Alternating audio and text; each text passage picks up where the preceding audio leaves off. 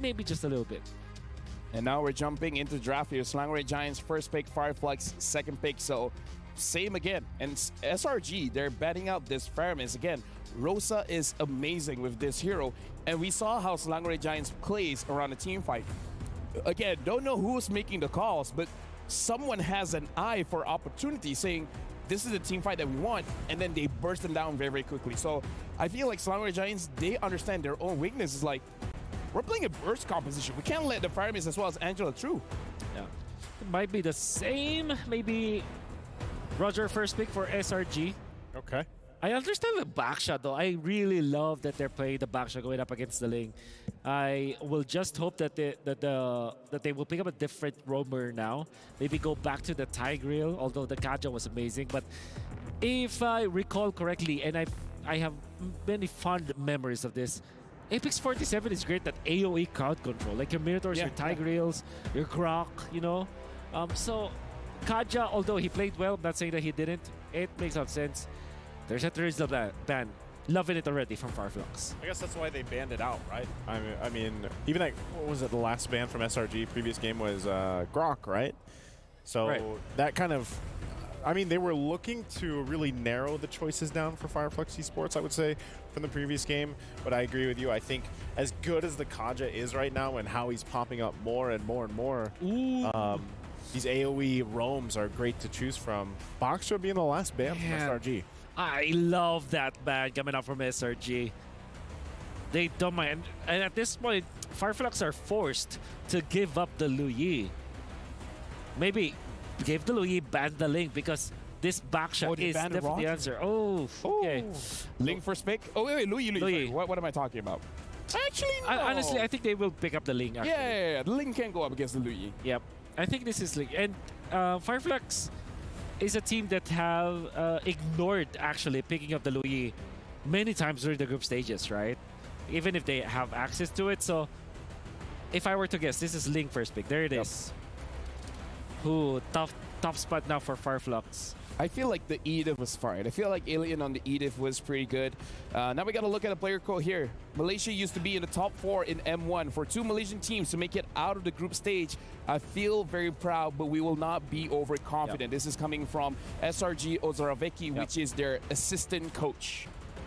Okay, so it's Valen Moskov now for Fireflux. Even more merit to pick up the Farsa now for SRG. Yeah. And is this going to be one of the games that Luyi is completely ignored? Maybe. Right? Yeah. I do agree. Honestly, the Farsa pick right now is looking very good. And the Yu Zhang as well, if Cram wants to play it, since the Terizla's banned anyways. Or CC, one of his favorite heroes as well. Yep. CC Ling, although, is very greedy, I would say.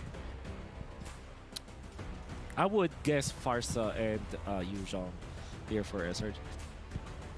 Yeah, the Terizla getting banned out. Or they could just wait for Cram's heroes and pick up something. Oh, they're picking up the It's not going to be slept on. The Luyi as well as the Ruby. So, again, looks like the Luyi is going to maintain the 100% appearance rate here in MSC. Are they going to pick up the Fredrin or Akai before he gets banned out? Yeah, Fredrin or Akai. Or maybe Arlet, which we have not seen yet. Oh, true. Banned out. Not actually. Yeah, not even considered. No, yeah. Yeah. Arlet is okay versus Luyi, I would say. Maybe they get the Yu Zhang now for Alien to pick up. Yeah, Arlet. Makes a lot of sense. Arlet, Moskov, good combo. Arlet is theoretically okay versus the Luyi. It always will be dependent on execution. Just because you can use the final slash against both Chip and Luyi. So there's that. SRG, they might be thinking banning out Tiger and Lolita. Even when Lolita is not a meta pick, Fireflux has shown us that it is actually an okay pick going up against the Luyi. Yeah, looking at Fireflux, looks like they're going to be banning out Innocence Hero. Banning out a carry, perhaps banning out a Claude as well. Although looking at their lineup, I kind of feel like they can handle the Claude. Yeah. Fireflux handling the Claude? Yeah. And the thing I feel like they can do it. Yeah. SRG, Fireflux cannot double down or triple down on marksman bans because this Ruby can be gold lane for all we know. True. Honestly, Innocent has used the CC goal lane as well. Again, not sure if that's going to be the pickup that they want to go for, but historically, it has been an option. Yeah. That's absolutely right. I mean, I feel like just a fine ban here, just banning out the Claude, because I feel like for the Ruby pickup, it's too 50-50. I mean, like, if you want to ban a roamer, do you want to ban out the Cho again? Yeah. So if it's if this is another marksman ban, And at the less same for time, Innocent. Cho has great synergy with both Louis as well as Ling. True. Because he just can send out that Cho. Yeah, I think Although that I could feel be a like ban. if Yums doesn't get the Cho, I think he's fine picking up the Grok. Yeah.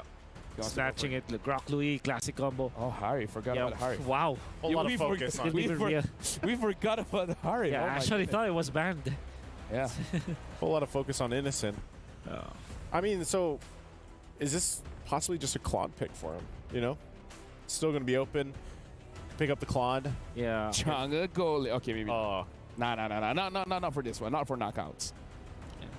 you never know. How about Yu Zhong now for Fireflux? And then they close it out with an Akai jungle. That's completely shutting down the Louis. Arlot, Yu Zhong, and Akai, both, all of those three heroes are just great versus the Louis. That could be a direction for Fireflux. And at the same time, you have good synergy with Akai plus the Arlot. Outside the Grok is now going over to Apex 47 again. And like you said, well, if this Arlet is flexible, is able to go to the roam position, Yeah. they could pick up their jungler now just to keep it hidden for a little bit longer. You think Yeah, they still Akai. need to go utility then? Yeah, Kai. Yeah, I think Akai. Well, you saw Echo that you saw how I mean, would they play in Hayabusa? Tigreal. Oh, they pick up the Yep. Tigreal, showing that the Arlet is going to the EXP. So, Yes, sir. I love it. I mean, if they want, they could go Hayabusa. But I don't know how much practice they have with Assassin jungler. That's right.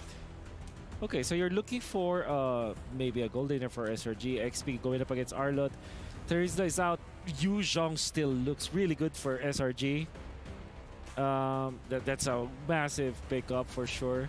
And then if you're going up against Moscow, you go what? Beatrix, or in this case, you go for Clint, I would perhaps. say against bring out Moscow? the cowboy. Yep. Claude's still there too. Yeehaw. Yeehaw. Yeehaw. It's about that time. Okay. The suspense is thrilling. I do hope it's Yu Zhong actually for SRG. Bruno CC. What? I mean, I did call out the CC, so that's my KPI of the day. But Man, Remember so greedy man. Remember when it was us casting the Bruno game from XYG? Yeah. Oh, hey, Mon! Amon, all right. Is it the vessel? Yeah, it could be the vessel skin. I The mean, like, vessel. it's up to him which skin he wants to use. But honestly, this is a pretty spicy matchup here because we're seeing a Bruno, we're seeing an Amon. The Amon we haven't seen so far. So for the casters casting this game, good luck for this one because I don't know who's gonna win. Well, boys, I'm going to say, not going to spoil what skins they're going to be using just yet. For the most part, we're seeing different priorities in where and how they want to actually attack the map from both of these teams. It's an interesting spread of resources. Once again, on the desk is going to be me getting Q with Leo doing the play-by-plays. We head into the land of Dawn. Get excited because after game number 1, I have high expectations that game number 2 is going to be just as bloody. 2 games into this slobber knocker, and already we're pulling out the deep cuts. Amon on Atienzi, who was also known as Cura back then in MSC 2023, used to play this very hero. They used this hero to score 1 against then third placers, now defending champions of MPL Philippines, Echo. It's wild. It's there, right? And then you also have now an old favorite in Bruno being played by this very gentleman right here. This is Innocent. I mean, you mentioned, you whispered under your breath earlier, he wants to win the lane. Yeah, that's what I think he's trying to do, right? Why else would you want a Bruno other than smashing structures open and smashing your lane, right? Those are the 1 or 2 things that you want to do. But I think the hardest part now that other things have come into the meta, like the Harith, like the Roger, of course, now that we've really taken the first layer off, what's revealed underneath, it was probably either Brody or Bruno. And both of these B&Bs are doing very, very well, especially when you're up against a Moscow who can't really trade with you in the early game unless you have an Inspire, which I don't think they took. Yeah, and now I'm also wondering what SRG's thinking with the CC. in the hands of Kram. He was definitely instrumental in turning the tides in game 1 as the Terizla, which has a big ticket ult, right? Which has the penalty zone, which changes the dynamic of team fights, the flow of actions that you're allowed to take. But with a CC, it's more of a sustained and I don't know, conditional amount of control. Like, all right, I'm gonna stand here, I'm gonna keep hurting you, but not killing you. But if you're gonna hurt me, I'm gonna hurt you back, and it's gonna take a while. So they did that alongside picking the Bruno. So they know that they want these fights to last long to the point of no ults, just basic attacks. Let's see who stays standing. I think the theory, there's 2 points in this theory that I have here. With the CC pick, I think especially with the Elder Curtain call, when you do lock 2 people down, right? Keep in mind, like they've got a lot of dashes. If you lock down, for example, the Moskov next to Rosa's Valentina, it hinders both of them when they play the game. And even if you lock them to just an Arlet or maybe even the Amon, right? The extra movement speed, you get no value out of it because you're just anchored down by somebody else. I think based on how they're going to play this game, it's simply going to boil down to how Royal Milk played the CC as well. Zone out that backline, limit their mobility, and if you want to play as 5, that's perfect. We'll see if Apex 47 falls for it because I think he's one of the prime targets. Rosa here put down a third of his health. Stormy just wailing away. Something to note, a save for Stormy, right? Save for Stormy. Apex 47 can make the most out of his passive as a Tigreal. Like, he is just tanking everybody for free. Like, he has a little Dreadnought armor on him minute 1. Yep. I mean, there's plenty of physical damage dealers on the side of SRG. We're going to struggle a little bit in the earlier stages, but hey, let's see. Oh. Alien in trouble. Tempest of Blades up. Gonna fall here despite being underneath his tier 1 turret. And now Apex 47 fighting the good fight. SRG starting it quick. Yeah, I mean, the momentum and especially the rotations are really, really fast from the side of SRG. And I think that Apex 47 got the read just a little bit too late. But let's see if they find the trade. Here we go. TNZ pulls the trigger under Retribution. Pops Innocent. Gives a kill over to Sunshine. Unfortunate. And I mean, that's just the way it goes, right? Unless you have Flicker, that's the only way that you can dodge that ult. But with Purify, you're just going to have to tank it. All right. In hindsight, I think Fireflux Esports walked away with a better trade. An XP laner for a gold laner? Sign me up. Now that Turtle has spawned, it looks like they'll just continue the pressure on Alien. Like, they're going to deny, or at least delay, his level 4. Well, let's see how it goes out, right? Because again, it is a trade for like, yes, eventually you're going to scale into the later stages of the game, but do we need the power now or later? And I think that SRG kind of needs the power now, especially when they're trying to fight around these turtles, right? Yeah. That's the only way that Fireflux Esports is willing to kind of walk out into the danger zone. They need it and they want it, especially if they want to secure this first objective. Cram, put down to 2/3 of his health, gets a good amount of damage, and now TNZ trying to burst him down. Turtle at a third of his health, Tempest of Blades up by Sekai's, all of the swords. Oh, he goes down! Alien says you're welcome! And the pull by Yums. Gonna get taken down by Alien though, despite all of that. And Stormy blasts Apex 47 with the turtle still standing. Yep, I mean, that was, I don't know what to say, but this is pretty profitable for Fireflux Esports, because now look, TNT is able to power farm while all of these fights are going on. He's already level 6, and now maybe he has an opportunity to start turning the tides for the rest of his team, and maybe another gank on top side. But let's look at this, right? Because Stormy, technically he would have cleaned up this fight had he, if he had more items. You're limited by the number of shots that you have in your pocket. Yeah. Interesting how Stormy had all of those free hits, yet despite that, Alien survived, and Alien got a couple kills on the way out too. Again, I give full credit to Brave Smite there, and of course just the innate chunkiness of one. I'm abandoned the pull, TNZ goes down! No clapback, no retaliation from Fireflux Esports here. Now 3-3. SRG definitely has the advantage here in the turtle take. Still standing. Cram and Hume's holding it. In goes Sekai's. Alien gets the vengeance. Proc in. Apex 47 down to 1/4 of his health. Getting hit by Stormy's spells. And now the turtle finally gets the attention that it wants and it needs. And there's another pull. Rosa in trouble. No. Rosa's gonna go down here. Humes gets the kill. Turtle still up. Sekai's with the retry. Secured. Apex 47, where you going? SOD by Sunshine. Will he proc it? The answer is no. Down goes Apex 47. Stormy gets a kill. Humes as well. And Sunshine presses the button. But goes down just as quickly. I'm so confused. Why did he decide to take that? Why did he decide to take it? Was it worth that one kill? Nope. And I personally don't think so, right? I guess, yes, you are. You're technically 2-1-0 as of right now, but Innocent is going to get a lot off of this. Luckily, at least for Fireflux Esports, there is some kind of level of compensation, right? We don't see Innocent hard shoving that lane, but Cram now even further ahead. Yeah, please, Alien, keep trading against me. Until you get that Thunderbelt, I don't mind. Yep, and we'll see exactly in the replay one more time how that happened, because I also need a replay. I want to see how quickly that happened. So where's the SOD? Why'd he click it? Right here, because I think he was getting frozen out of his lane, so he needed to participate elsewhere to get that gold and be part of that fight. Kind of interesting how, well, indirectly, Innocent is still part of the fight. Yep, now Alien gets hit here. That's 2v1, man. Oh. They're generating a lot of momentum for Cram, but it needs to translate into something. And most of the time it is the Turtles. We'll see whether or not they're going to start swapping the lanes now that the gold plating has expired. Item check here. That's the Berserker's Fury already on Sekai's. And, Yeah, yeah. Queen's Wings? Blood Wings, yeah. Blood Wings. Yeah, I think it's rather interesting, right? He's not thinking about damage. He's also thinking about the survivability when he gets into the middle of these fights. This is the most roundabout way of building a sustainable Amon. I mean, it's one way of doing it, right? Until we see the concentrated energy start popping up. Maybe even like something even wilder would have been like the Clock of Destinies now that it's been changed. But for the time being, we are expecting to see a lane swap actually happen. And SRG, you can see the rotations from Cram to be part of this turtle fight. Yep, he is going to be helping Stormy clear the wave here. One thing we haven't really seen is the use of diversion, right? Everything that Stormy's been doing has been very fair, has been in your face.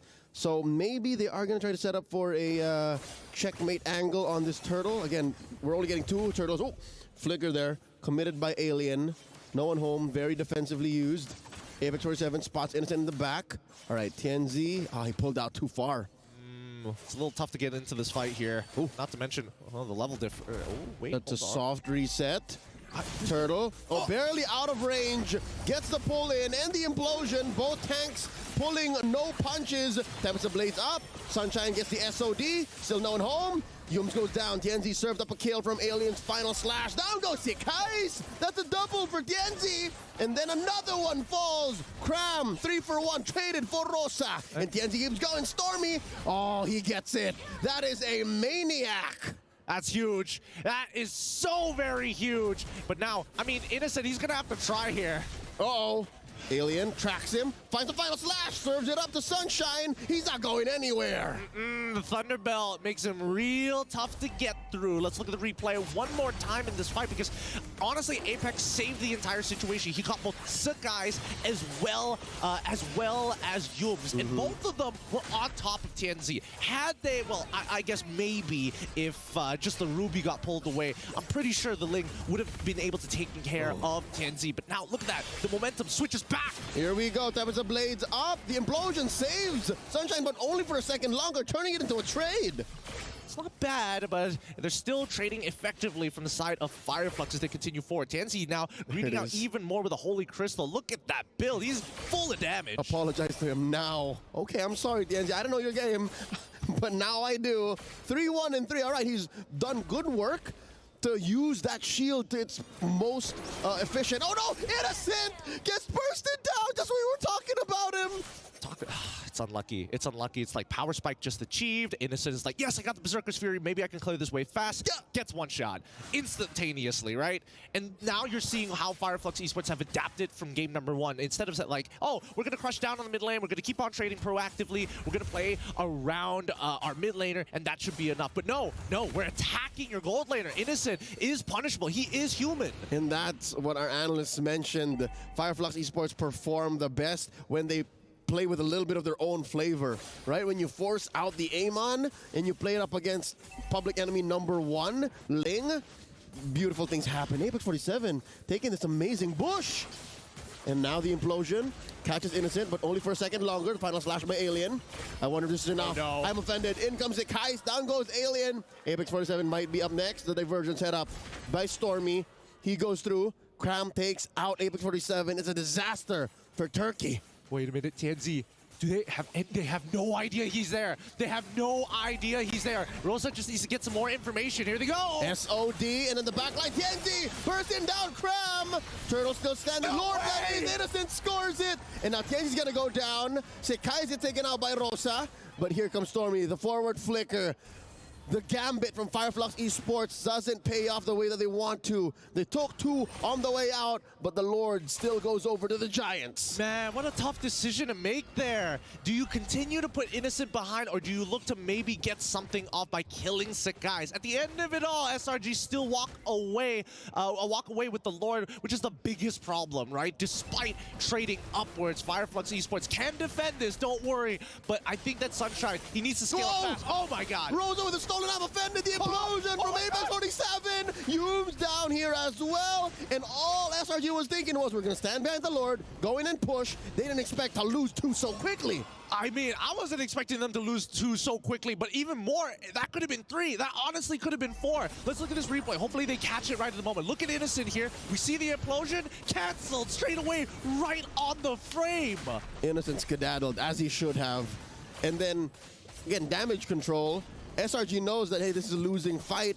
They make nothing of that Lord. They didn't even get to push top lane tier 1. I mean, that's the whole story between Fireflux Esports and Selangor Red Giants. They're just nullifying each other's proactive moves with their own moves. This is a Yu-Gi-Oh matchup that you wouldn't have expected, man. Oh, here we go. The diversion play into that pixel brush. They try to spot out TNZ, but he knows better. Oh, wow, you're right. It's like one of those... You've fallen into my trap card moment. Yeah, or like a 2 equally matched dojo masters, you know? Like they both own their schools of martial arts, and then they just like this 2-minute long fight sequence where nobody gets hit in. I think let's take it a step further. I think they're 2 very, very young prodigies of their times in martial arts masters. I mean, let's look at the game facts here. As of now, of MSC 2024, I did not catch that in time. All right, but there was a fact. There was a fact there. You guys can scrub back. Yeah, we'll scrap back just a little bit, but let's look at the in-game items and see whether or not anything is a little different. We see the full Trinity build come out from the side of Sunshine at this point of time, but even so, we do see the Alien. He's 5-3-3, and honestly, he's pretty sustainable now that he has the Queen's Wings and the Thunderbelt. Oh yeah, that's good. He is, I believe, on his way to an Oracle, not mistaken, and... Yeah. But then why would he need to? Never mind. I think at this point, whatever he gets is going to be of value, right? He could opt to go for a little bit more magic resist if you really wanted to. I think the best one by far, the most cost-efficient item that you could go for at this point is probably just the blade armor, right? Because Innocent, he's scaling up pretty quickly. Just mad chunk. TNZ picked up the winner crown there, and he also picked up a Sky Piercer. That's what I picked up. That's what I saw there. So he wants to greed out again. Oh, sick guys. Respect it. Tempest Blaze just for the iframes. Wow. He heals back up. Whoa! They find one. Humes gets hit by the implosion. Still alive. Alien gets the dash in, the final slash. On to Stormy. Innocent down here from the flank. Kicks a few balls, Alien and Rosa's way. Now Cram gets spotted out, up against the wall, gets bursted down by Genzi, 2 for none. Fireflux Esports calling the shots, makes it straight to the Lord. Oh my goodness, Tianzi is so stacked up right now. Unless the guys can make the super play and just steal away the Lord by a drive-by, I don't think it's happening. Fireflux, they push the momentum into their favor, and better yet, Selangor Red Giants now getting a little hesitant with the way that they approach these fights. It's the cleanest pickoff into a Lord take I've seen up against Selangor Giants in a long while. This rarely happens. I have to agree with you. And now we're seeing the beauty of this Amon pick. Amon throws the ult on towards Sekai's after taking one single auto attack. Sekai's has to use his own ult to survive. Yep, Sekai's isn't playing his game. He's playing Tienzi's game when that happens. This is a tough one. This is a tough one to crack. And I think that Fireflux, they need to be able to set up a check. Oh, well, I mean, they've missed the checkmate angle, but they need to put a lot of damage here. They're not going to take that diversion, right? Yeah. Okay, just giving some extra information. And now, all waves synced in. Wow, Sunshine up top, 3 in mid, the massive Lord down bottom, and there is about 1/4 left. Oh, forcing out a Wind of Nature proc from Innocent.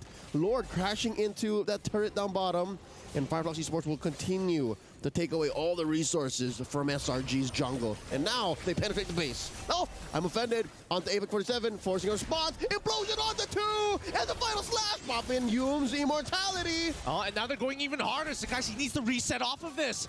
Oh no, they do get one on the back foot as Cram gets punished, overextending the diversion play. Can they find it? That's 3 sent over. Sunshine's in trouble, knows that there's danger afoot.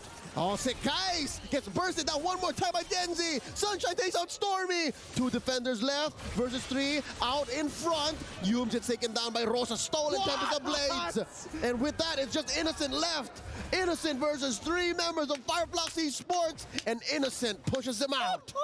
The item swaps to deny the kill. Tianzi refuses to give away the next, and the one shot on top of it. It doesn't end. Tianzi is coming out big time. All right, Tianzi has about 2 HP left. Cram the only one to defend. There's a big wave. Can he stop this, or are we going to game 3 at 1-1? Fireflux Esports equalize. This has to